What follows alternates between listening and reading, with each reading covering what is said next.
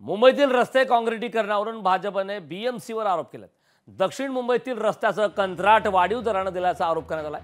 भाजपचे माजी नगरसेवक मकरंद नार्वेकरांनी हा आरोप केला। रस्ते कंत्राट 9% जादा दराने दिल्याचा आरोप करण्यात आलाय। कंत्राटाविरोधात लोकायुक्तांकडे तक्रार देण्याचा इशारा देण्यात आला।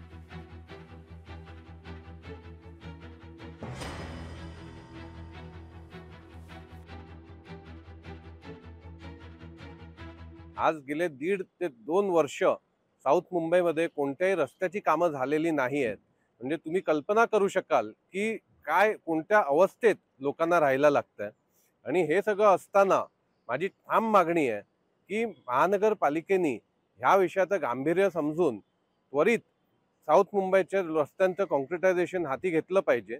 आणि त्याचबरोबर ते करत असताना एक्सचेकरला कोणताही भार किंवा चुकीचा भार पडला नाही पाहिजे। कॉन्ट्रॅक्टदारांना ह्याचा फायदा उचलायला देऊ नये, ह्या भूमिकेचा मी आहे। हे जे आहेत ते कंत्राटदार ब्लॅकलिस्टेड आहेत की नाही ह्याचं स्पष्टीकरण मुंबई महानगरपालिकेने द्यावं। दुसरं म्हणजे हे 9% कॉन्ट्रॅक्ट जास्ती का दिलेलं आहे हे सांगावं। तिसरी गोष्ट म्हणजे ते कॉन्ट्रॅक्ट रद्द व्हावं आणि पूर्ण कॉन्ट्रॅक्ट रद्द व्हावं। सिलेक्टिव्ह कॉन्ट्रॅक्ट नाही तर हे पूर्ण जे टेंडर आहे ते रद्द व्हावं। मुख्य गोष्ट हीच आहे की 2 महिन्यात आमचं सरकार आल्यानंतर ह्याच्यात सखोल चौकशी केली जाईल। कोणी कॉन्ट्रॅक्ट दिलेले आहेत त्याच्यावर आम्ही कारवाई करू। पण भाजप जे करत आहे, आम्ही बोलल्यानंतर भाजप काहीतरी पत्र लिहितं, हे नाटक बंद करा भाजपला मी सांगतो। आणि ह्या मिंदे सरकारमधून पाठिंबा हिम्मत असेल आणि खरं तुम्ही बोलत असाल तर काढून घ्या।